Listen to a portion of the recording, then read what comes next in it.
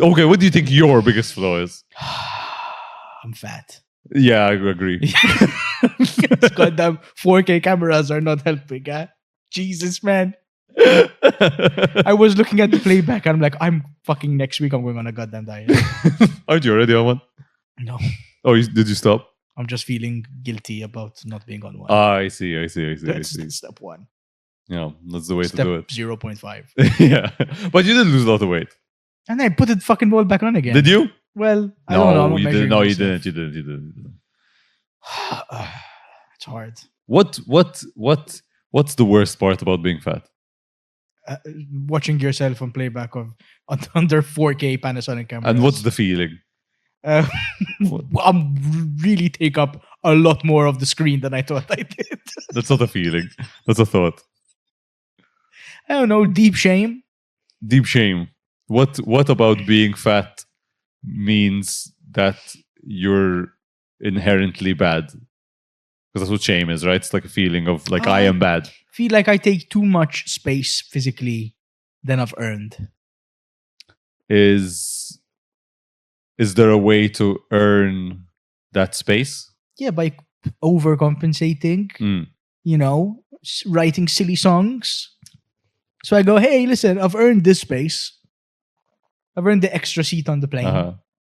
But you do that and you still feel like you still feel ashamed. So I went on a Ryanair flight and I said I'm gonna get the extra leg room so that I have a nice, I can kick my feet. It's like €5 extra, €6 extra. Yeah. I can stretch my legs. Oh, fantastic. And the extra leg room you get because you're next to the emergency door. And so I sit down, I'm really happy. And I asked the guy, hey, listen, can I get the seatbelt extender? You know, for my big fat ass. And he said, if you need the seatbelt extender, then you're too fat to sit in the emergency exit seat. And I said, why? He said, because if there's an accident, people would need to climb over you to get to the emergency exit. So the way they instead of weighing you before you get on the plane, if you need the extender, they move you to another seat. What a kick in the nuts. So they moved me to another seat. The walk of shame. Fuck. The walk of shame. And did they refund you for the extra? Bastards. They said it was in the terms and conditions. Oh. Cunts. How did that make you feel?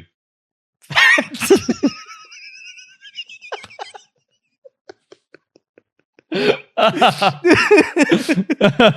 just really like brown food. Brown food? Anything brown or beige, man. What? Oh, like crisps and shit, you shouldn't eat brown or beige. You should eat like red and yellow, but I just eat brown and beige.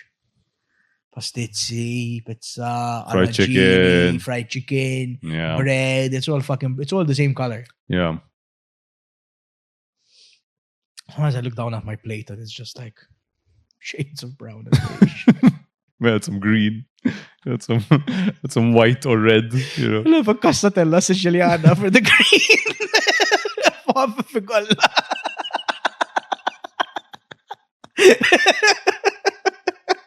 Fuck it, I'm in now. There's ricotta in it. That's calcium.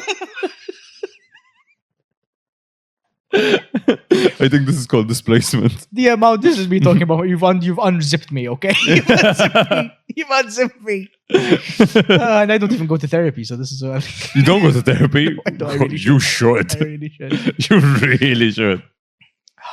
How do you think? Okay, if you weren't fat, how do you think that would change your life? Well, there was a time when I wasn't fat, Mm-hmm. but the thing is, the fucking body dysmorphia kicks in. Like when I wasn't fat, I thought I was fat.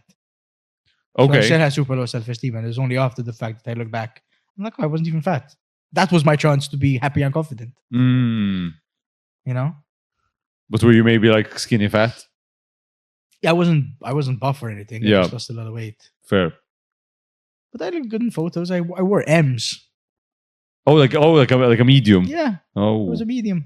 It was so nice to buy clothes. That was really nice. It was really nice to buy clothes. I didn't have to go on eBay. Do you really buy clothes on eBay?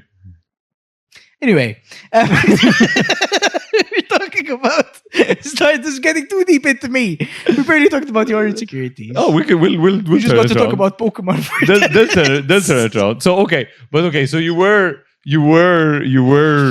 skinny, and you still felt like you were fat. Yeah. But now, if you were to become skinny now, Okay, listen. Let me fat-splain something to you, okay, buddy boy. explain, something explain to you. your lived experience. There's some people who put on weight and lose it. There's some people who are thin and then they get older, they lose their metabolism and they're fat. Then there's my kind of people. Okay? So let me explain this to you right now, right here and now. Okay? I have a fat soul. All right? It's not my body. It's my soul is fat. Okay?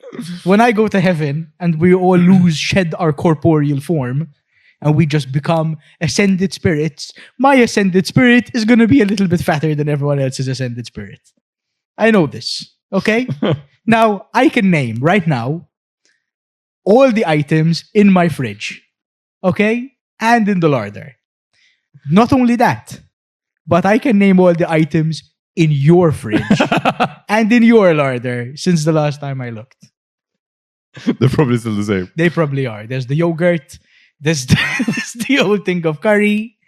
Then you had some kind of meat in the freezer.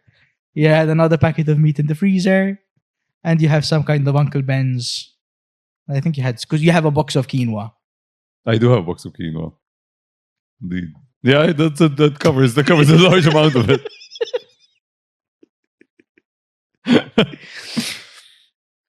Okay. So you don't think you'll ever be thin? Let's change the goddamn subject. I'm gonna start crying. We're talking about our feelings. That's true. We are talking about this. I suppose this should be cathartic. Yeah. No, I'm trying constantly on an effort to be thin. My God, it's the white whale. I am the white whale. You know. And how do you think you would feel? How do you think it would change your life if you were thin? What difference would it make? I would look at pictures and I wouldn't go, ugh. It's also healthier and like I don't have to make so many noises when I'm getting out of a car. When I go upstairs, my neighbors don't know that I'm going up the stairs because you know. Yeah. Diabetes. There's a whole lot of good things that come with it. It's Yeah. not just the aesthetics of it even. But stuff. Losing weight, losing a lot of weight is fucking hard. And all the advice doesn't work. Basically, like if you look at studies like calorie restriction, all this stuff, it's like it has a 0.1% success rate or some bullshit like that. Brutal out there, man. Yeah, It's brutal out there. It's really hard. It's the goddamn voice in your head, man. It's the voice in your head. That's what Ozempic does. It takes away the voice in your head. And I was on Ozempic, stopped taking it for financial reasons. And the voice in the head comes back. And the voice in your head is just going, donut, donut, donut. Have a donut. yeah. Please. You feel bad. You feel guilty for not eating food. Then you feel guilty for eating the You food. feel guilty for not eating food? Yeah. What do you mean? You feel like you missed the chance Oh, to eat the interesting. food. You know? So you feel like, I should have eaten that. I went to a restaurant and it was like a very Maltese type restaurant where they don't even they just give you antipasto after antipasto, you know, and a starter, another starter. And one of the starters were these amazing chicken drumsticks. Oh, Tasuzina Farmhouse. I'm calling it out. Amazing chicken drumsticks. Slow cooked.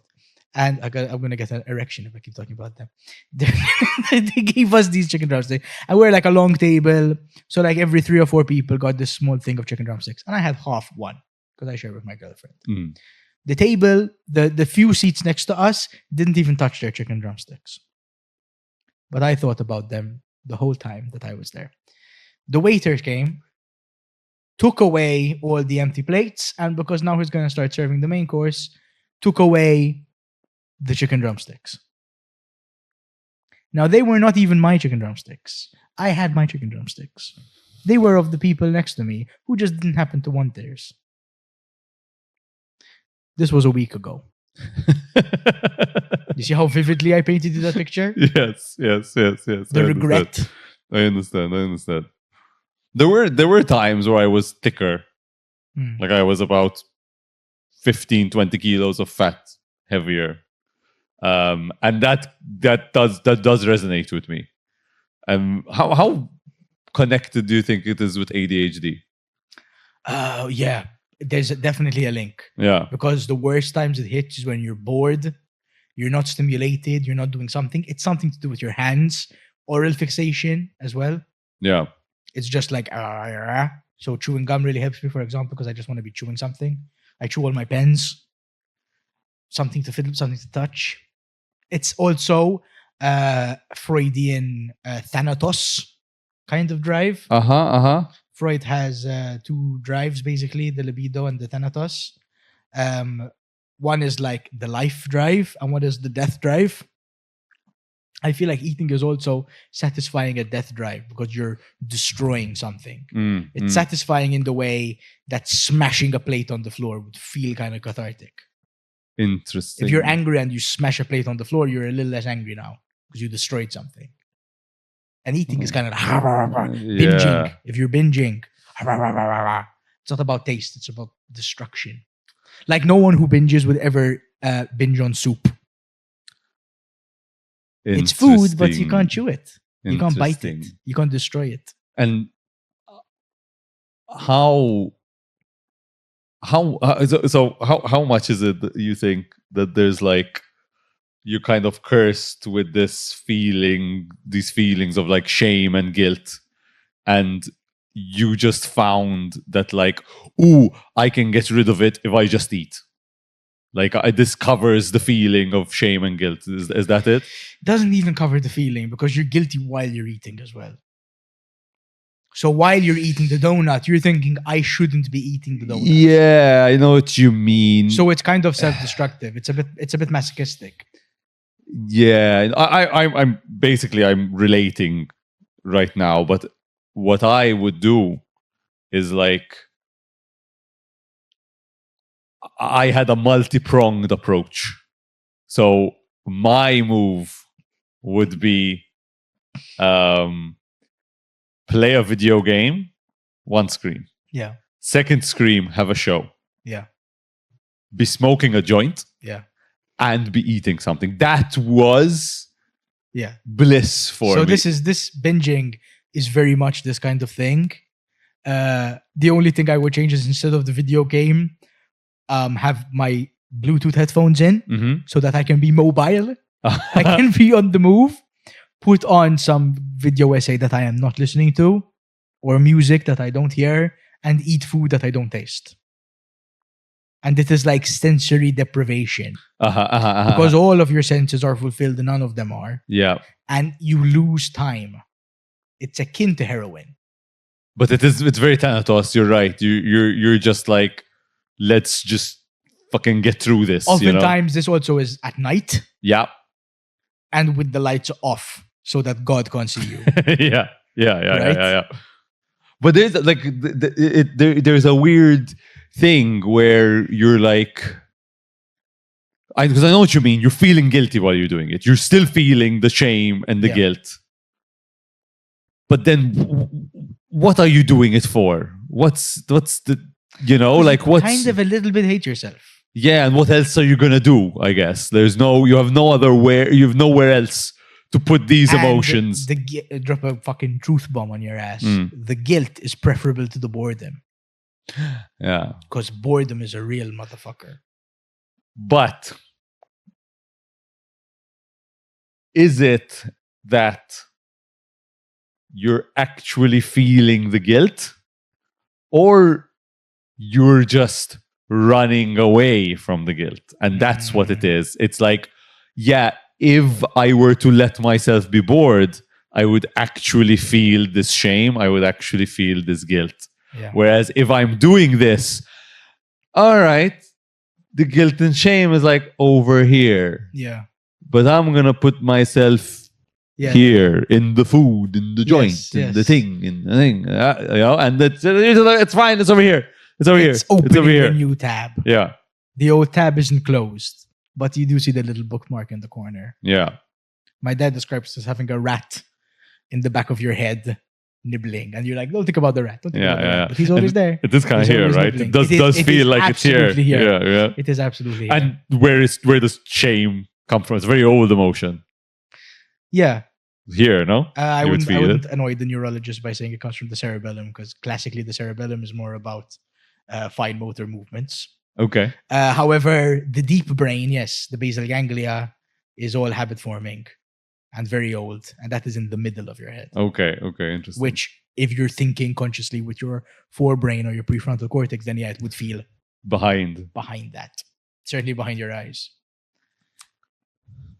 How interesting. Starving. Me too. Hold this thought. I want some fucking fried chicken, dude. I want a lot of brown food right now. Casatella siciliana.